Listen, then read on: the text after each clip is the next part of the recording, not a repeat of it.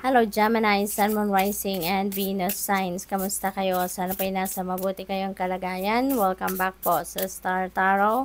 Kung bago kayo rito, welcome din kayo. Thank you sa inyong support. I truly appreciate it. God bless you all. Willpower. Ito yung paunang mensahe ninyo, Gemini, which is really good. Kasi yung kagustuhan na ninyo ngayon ang masusunod, no? You are going to decide on on your own na, no? So this is good kasi parang nakaalis na kayo doon sa restrictive energy. So siguro kasi dati someone is dictating you, maybe someone is running your life, pero ngayon yung willpower ninyo ngayon ang paiiralin nyo na. What else? We have compassion. Gemini, you are a very compassionate person. Walang duda dyan.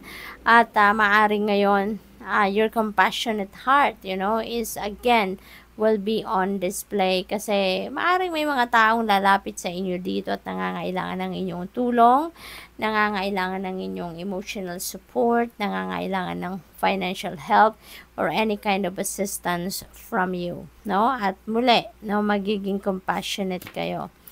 We have transformation. Napakaganda ng butterfly na to. Colorful. So, maaring ang mga pagbabagong itong magaganap sa buhay ninyo ay kasing kulay, ay kasing makukulay ng butterfly na ito. So, this could be a beautiful transformation happening, and it could be in various areas of life, Gemini. So, you are up for change, no? You are up for change, kaya dapat handa kayo, no? Maaaring pinaghandaan nyo din talaga ito na pagbabagong ito, but you should always be ready for anything, diba? Kasi minsan may mga pangyayari na hindi ayon sa kagustuhan natin, so you should be ready, okay? We have prosperity. Holy moly, you are so lucky, you're so blessed.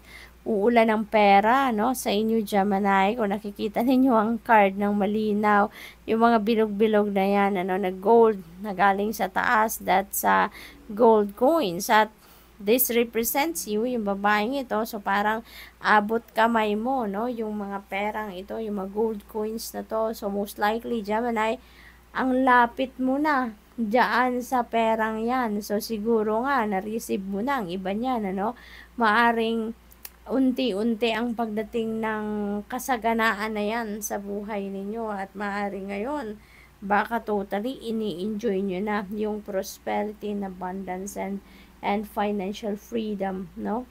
So this is really a beautiful energy. So congratulations to that, kasi parang magiging sobrang sagana kayo ngayon pagdating sa pera. So what else? We have clarity.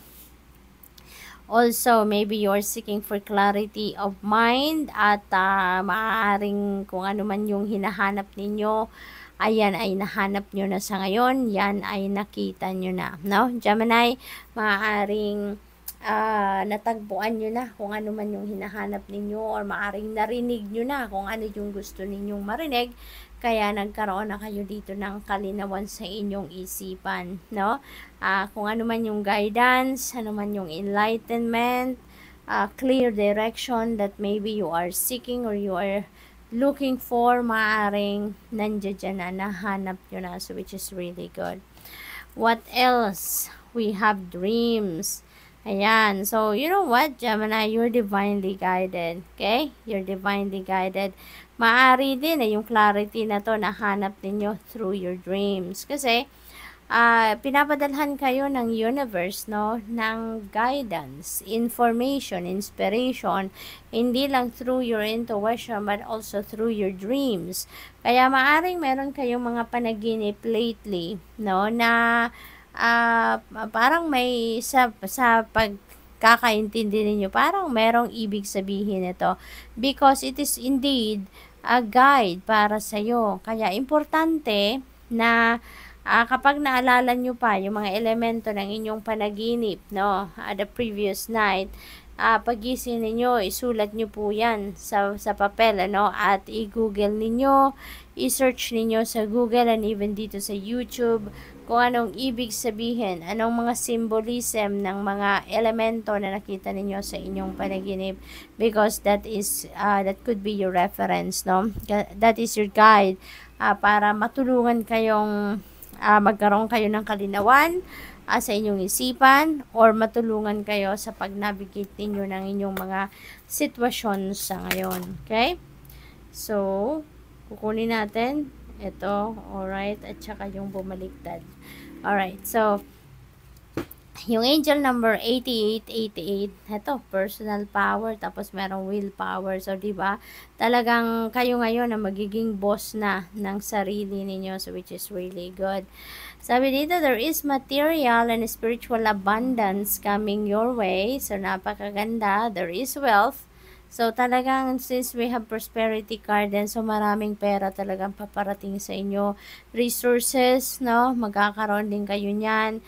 Balance, confidence, material gain. Wow! So, talagang panahon ito ng pagbabago ng inyong financial landscape at magiging masagana na kayo sa pera sa ngayon. You will be richy na, no? Wealthy, kumbaga. Ang iba din sa inyo dito, magkakaroon din ng epic romance. Wow, it's time for falling in love then for some of you. All that is good and pleasant in your life will multiply. Angels are sending the number to reassure you of the prosperity and well-being ahead.